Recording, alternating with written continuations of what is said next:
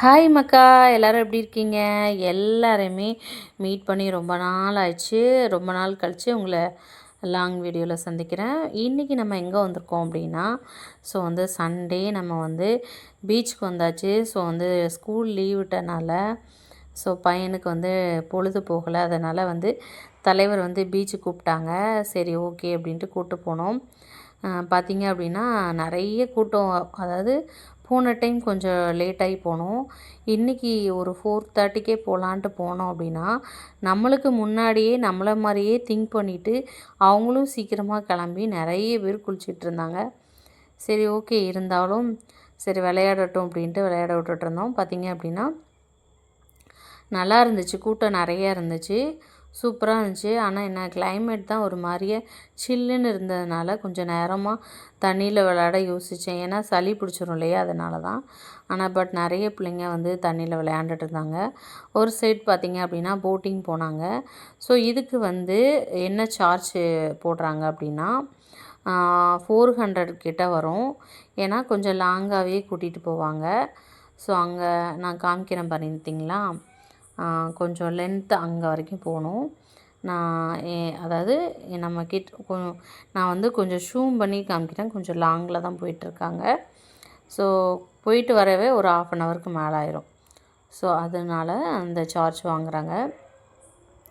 கரெக்டாக இங்கேருந்து கிளம்புறாங்க இல்லையா, இங்கேருந்து கிளம்பி இப்படி போய்கிட்டே இருப்பாங்க. எங்கே போய் முடியும் பார்த்திங்கன்னா, அங்கே ஒரு குட்டி ஒரு ஹவுஸ் மாதிரி இது மாதிரி இருக்கா, அங்கே போய் திரும்பும். அந்த சைடு போய் ஒரு டர்ன் பண்ணி அதுக்கப்புறம் மறுபடியும் விட்ட இடத்துக்கு வந்துடுவாங்கங்க. ஓகேவா? நிறைய பேர் இதை லைக் பண்ணி போகிறாங்க. மேக்ஸிமம் ஃபேமிலியை விட இந்த கப்புள்ஸ்லாம் நிறைய பேர் போகிறாங்க. அவங்களுக்கு கொஞ்சம் யூஸ்ஃபுல்லாக இருக்குது, நல்லா என்ஜாய் பண்ணுறாங்க. பிள்ளைங்களும் நிறைய பேர் லீவுக்கு ஊர்லேருந்து வந்திருக்காங்களே, அதனால் நிறைய பேர் இந்த கடலுக்காக விளையாண்டுட்டு இருக்காங்க.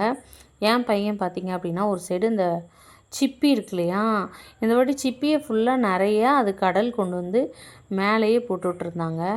அதனால் அது எடுத்து விளாண்டுட்டு இருந்தான். அப்புறம் பார்த்திங்கன்னா ஒரு சைடு ஒரு ஃபேமிலி உட்காந்து நிறைய வீடு கட்டிக்கிட்டு இருந்தாங்க மண்ணிலே. சூப்பராக இருக்குது பார்க்குறதுக்கு. அப்புறம் குழந்தைங்க எல்லாருமே சூப்பராக விளாண்டுட்டு இருந்தாங்க.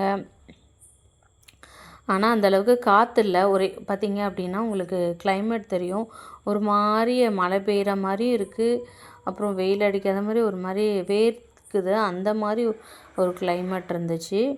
எல்லாருமே சர்க்கஸ் ஃபுல்லாகிட்டு விளையாடுறதுக்கு இடம் இல்லை. சரின்னு தலைவர் கொஞ்சம் நேரம் வெயிட் பண்ணிவிட்டு அப்புறம் விளையாண்டுட்டு இருந்தாங்க. நான் கொஞ்சம் நேரம் சிட் அவுட் ஏரியாவில் உட்காந்து கொஞ்சம் நேரம் உட்காந்து எல்லாத்தையும் பார்த்துட்ருந்தேன். நிறைய டாக்கு இதெல்லாம் வாக்கிங் கூப்பிட்டு வந்திருந்தாங்க.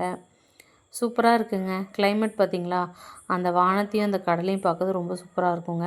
இது நம்ம மாதா கோயில். எப்போவுமே இந்த மாதா கோயிலுக்கு ஏற்றாப்புல இந்த கடையில் ஒன்று சாப்பிட்டுட்டு தான் போவேன், பஸ்தல். நீங்களும் தூத்துக்குடிக்கு வந்தீங்க அப்படின்னா கண்டிப்பாக அதை வாங்கி சாப்பிடாம போகாதீங்க. ஓகே ஃப்ரெண்ட்ஸ், வீடியோ பிடிச்சா லைக் பண்ணிவிட்டு சப்போர்ட் பண்ணிவிட்டு சப்ஸ்கிரைப் பண்ணிடுங்க.